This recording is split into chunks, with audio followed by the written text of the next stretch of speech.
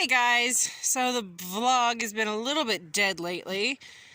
I'll be honest, I've been a little preoccupied thinking about this COVID-19 virus.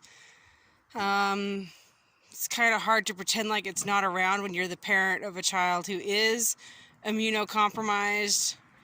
You know, a lot of people want to joke about it. They're like, you're being too overreactive.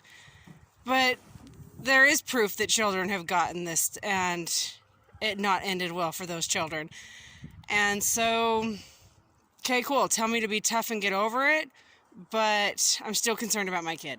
So anyway, on top of that, hit the wrong button on the computer 2 days ago and deleted 3 days worth of videos and pictures. Like the kind of deletion where you're not getting it back.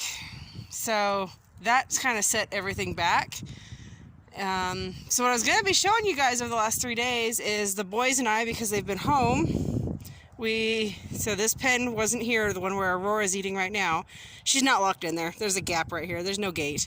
And then the other pen right there where the 3 are eating, we got non-climb around all of it, except for what would be the front gates. And then of course Hazel's back there in what is the future pig pen.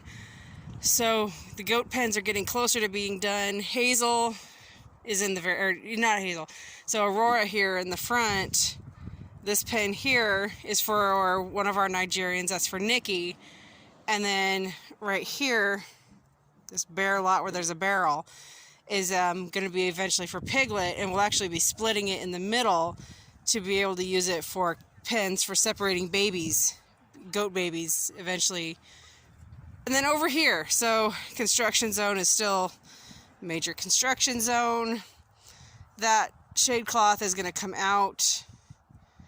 And then over here, these pens we've had for temporary, we're going to take them down. So there's 2 boys, Puck and Happy, in the farthest green pen. They will get moved to the back pen where Hazel's at, the future pig pen. I'm going to move them there for now. Nikki is in that middle pen. She'll be where Aurora's hanging out. There will be a pen right here for Piglet to go into. Hi, Nikki. And we will tear down those pens right there, put them back away, stack them on the fence for a little bit. There's actually a small dog kennel in the back there. I don't know if you guys can see it. It'll get moved from that corner to back there in the back. Let me see. Well, you can't see it. Anyway, it'll get moved. It's going to get moved. We're moving it over. And then the goal is on this side to create more pens, kind of like these, but bigger, like the pig pen I have there, so that we can get in some Boer goats and some hair sheep to raise for meat.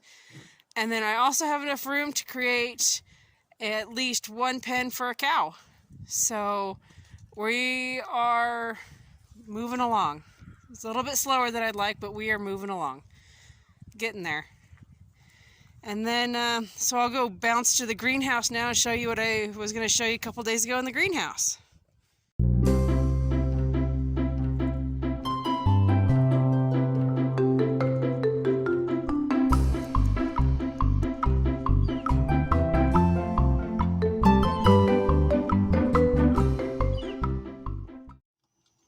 We're popped here in the greenhouse.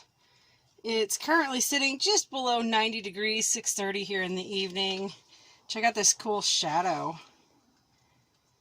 How neat is that? Anywho, here in the greenhouse, look at the growth we have on the peas. So I did plant, the sugar snap peas did really bad coming up.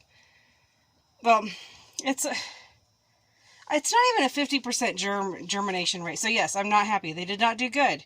So I reseeded, and of course I was out of sugar snap, and you can't find seeds at the store right now. But I had these ones, these super sugar snaps. So since it's kind of similar, any of these that were not germinating, I stuck some more seeds in. The garden peas are doing really, really good. And then these were Alaska peas here, I think. Yeah. So these 2 are Alaska. There's 4 here that are just a garden pea is what it was called. And then the sugar snaps. The greens back here Remember I said I overwatered? It was totally my mistake. I totally screwed up. I'm owning it. Now, the pak choi is doing really good. Here's a kale. There's some Swiss chard actually back here. These are weeds. This is lamb's ear is what we call it here. It's actually edible though, so considering where we're at right now, I might just let it grow and we'll be eating weeds. So this one is purple onions. Again, got too much water. And same story with the beets. All the ones on the outside, well not all, but most of the cells on the outside grew because they get less water than in the middle. So that's what happens when you overcompensate. I had some trays that I killed some seedlings because I didn't get it wet enough. Well, I went the other direction with these 3 trays. I've got to get serious though. I mean, I'm playing with this green tray, just seeing what it's going to do. But I do need to get serious and be out here and do some planting. So these guys, we just covered our garden beds yesterday where these guys are going to get transplanted out. So what I was thinking, because these are so tall, thinking about coming in here and like on this one where it's got true leaves down here, I'm thinking about coming in here and cutting off like the top 2 leaves on these guys. Like this one I would cut here. I'm making a stir fry tonight and well, since I don't have peas yet, and over here, I'll show you. Oh, there's another one. So look, the peas in here are blossoming. They're setting. These ones, I could have used them for shoots like that, eaten these shoots on these, but I really wanted peas. So, encouraging pea growth. This is a kale down here. This is collards right here. Anyway, I'm excited to have peas setting. I don't know if there's a hum or any discoloration on this video or lines going through. I apologize if there are, but it's because the sodium light is on. Look at, you guys see? You're on the wrong side, dude. All the bugs are in here. Kind of cool. So that's the update on the greenhouse. Of course over here, got herbs, celery, potatoes, green onions, loads of green onions. So instead of using a real onion tonight, like a bulb onion, I'm going to actually harvest some of these long leaves and use these in our dinner tonight so I can save the bulb onion for later. The celery is doing really good. It's really taken off. Let's see. There's a celery down here. Here's a potato. Look, I've got, it's either wheat or barley. I don't think that's oats. So, oh, we got another flower down here. Look at this. It didn't bloom yesterday. That's brand new. I'm so glad that flower survived the winter and is blooming. It brings some happiness to my day. And I'm probably going to come out here for our stir fry tonight, and I'll probably cut these down a ways and harvest these leaves and these stems to use in our dinner tonight. So that's the update on the greenhouse. My husband, I actually showed him a picture yesterday of some shelves that I'd like to put in here. See, this one I made out of a pallet and some boards, and it sits on my barrels that collect heat.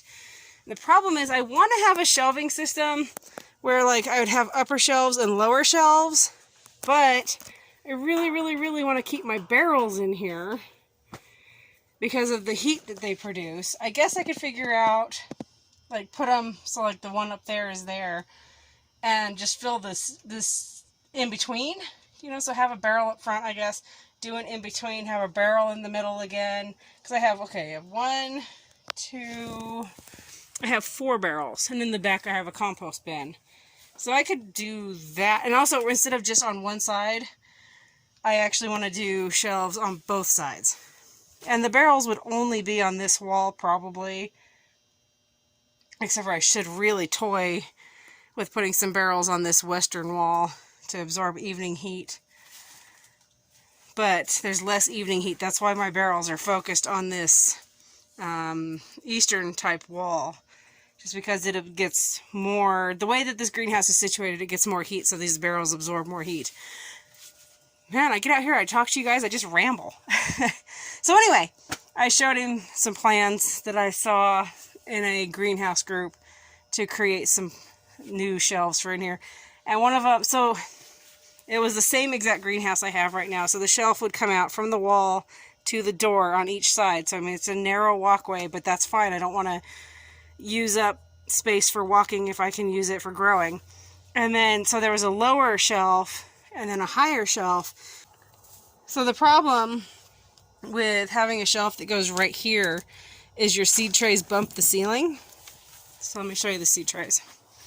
See how these seed trays, this is actually supposed to be higher. But anyway, if I get some of those seed trays, they actually stand up to even 8 inches in height.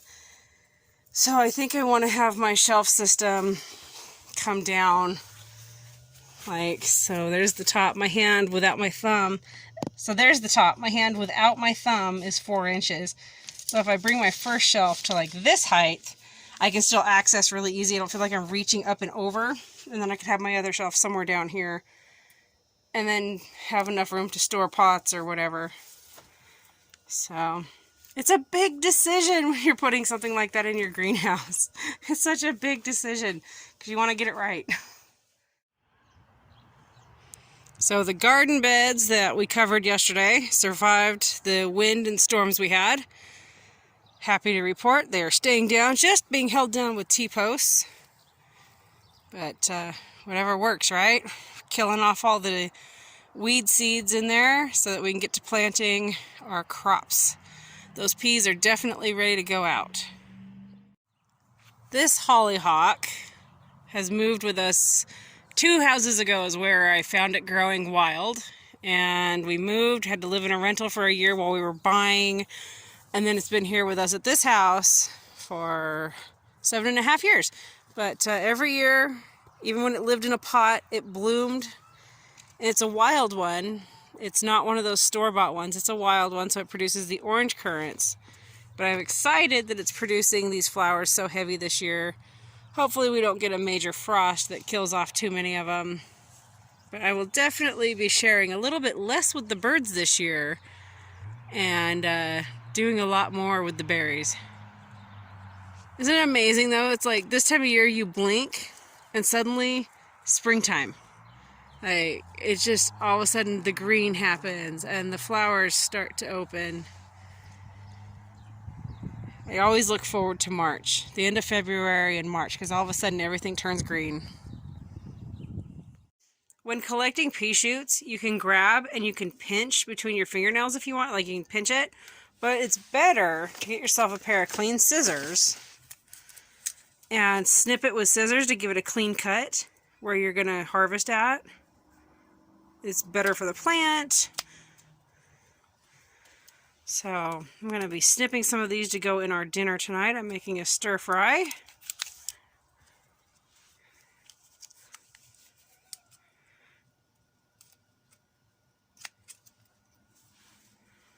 And that way we'll keep these peas from getting quite so large while I'm waiting to get them out to the regular garden. So we'll just do a little bit of trimming. Make sure you leave plenty of leaves on them so they're still able to grow healthy. But this is called harvesting pea shoots. And the idea behind this was I was going to be doing this anyways. So it's not like I'm doing anything I wasn't going to be doing here shortly anyway. It'll just slow them down just a little bit so I can get them out to the garden in another week, because I really want to kill all the weed seeds that are hanging out in my soil out there.